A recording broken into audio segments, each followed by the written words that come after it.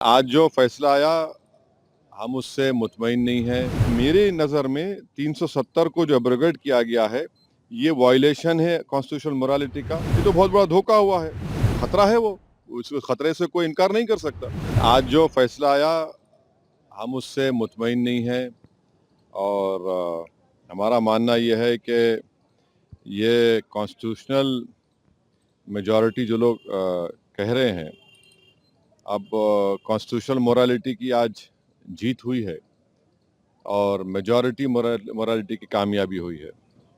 इसमें कोई दो राय नहीं है कि कश्मीर हमेशा से भारत का एक अटूट हिस्सा रहा है।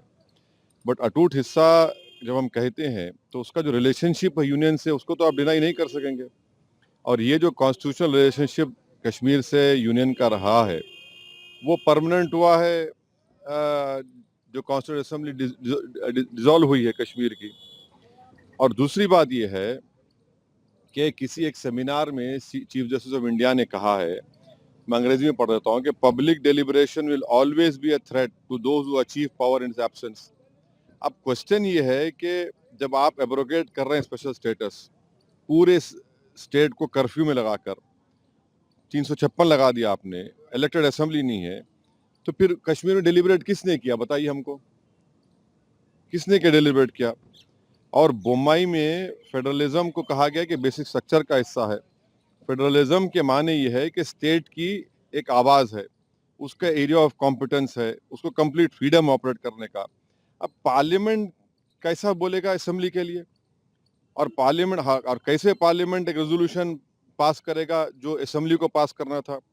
तो मेरे नज़र में 370 को जो एब्रोगेट किया गया है ये वायलेशन है कॉन्स्टिट्यूशनल मोरालिटी का। और जो एब्रोगेशन, बाइफर्केशन और डाउनग्रेडिंग हुआ है एक स्टेट के यूनियन टेरिटरी का, ये तो बहुत बड़ा धोखा हुआ है जो हमने कश्मीर की आवाम को वादा किया था। मैं पहले भी कहा हूँ, आज भी कह रहा हूँ कि अब ये तो लेजिटिमाइज हो चुका है कोर्ट से, तो कल बीजेपी को कोई नहीं रोक सकेगा चेन्नई, कोलकाता, हैदराबाद और मुंबई को यूटी बनाने के लिए। और इसका सबसे बड़ा नुकसान जो होगा आप देख लेना फ्यूचर में, डोगरास को होगा और लद्दाख के बुद्धिस्ट को होगा। वहां पर डेमोग्राफिक चेंज होगा। अभी से आप देख रहे हैं कि जम्मू में जितने राइस मिलें थी वो डोगरा के लोग हाथ से निकल गई। और लद्दाख में आप देखेंगे बहुत बड़े पैमाने पर बुद्धिस्ट लोग नाराज होंगे और वहां पर डेमोग्राफिक चेंज होगा। सर, 2 सवाल हैं। आपने ये बात कही कि दूसरे शहरों में भी ये काम करेंगे ये लोग। किस शर्त पे और क्या सबूत और किस दावे के साथ आप कह रहे हैं? देखिए, आज आपने एक स्टेट को 3 यूटी बना दिए, वहां की असेंबली भी नहीं है, वहां 356 है। पार्लियामेंट उनके लिए बोल रहा है, असेंबली नहीं बोल रही है। आपने यूटी बना दिया उन लोगों को 3 को। अब आज का जो ऑर्डर आया है सुप्रीम कोर्ट ने, सीजीआई और सुप्रीम कोर्ट ने कहा है कि द अर्लीस्ट आप रेस्टोर करिए। अर्लीस्ट का मतलब क्या है?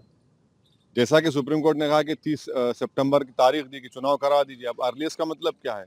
और लद्दाख के यूटी को उन्होंने अपहेल्ड किया है। अब वो लद्दाख में क्या पावर्स है बताइए? पहले तो भी काउंसिल में कुछ पावर से, अब तो एलजी डिसाइड करता है बजट उनका। तो ये आप कल किसी को भी करेंगे, आपको जरूरत ही नहीं है 356 लगाने की। आप कहेंगे कि भाई चलो ये लॉ एंड ऑर्डर मसला है और इन चारों को यूटी बना दो, तो खतरा है वो, उस खतरे से कोई इनकार नहीं कर सकता।